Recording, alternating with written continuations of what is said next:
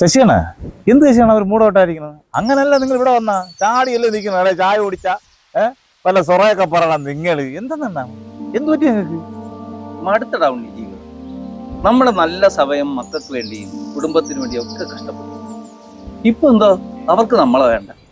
മോനെ ലക്ഷങ്ങൾ ചെലവാക്കി ഗൾഫിലയച്ചു, മോൾക്ക് പണം കൊടുത്ത് ജോലിയും വാങ്ങിക്കൊടുത്തു. ഇതെല്ലാം അറിയാന്നുള്ള ഭാര്യയ്ക്ക് പോലും ഞാൻ വേണ്ടാത്തവനായി. മടുത്തട ജീവിതം.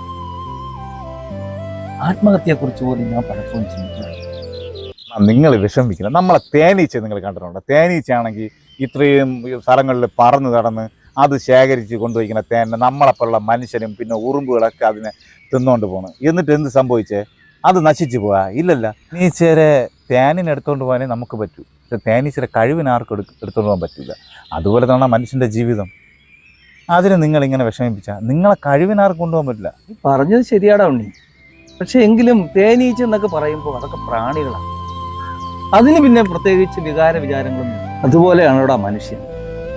എൻ്റെ പ്രായം, എൻ്റെ ആരോഗ്യം, ഇതൊക്കെ ഇനി തിരിച്ചു കിട്ടുമോ? മടുത്തു. ആ, നിന്നോട് പറഞ്ഞിട്ടും കാര്യമില്ല.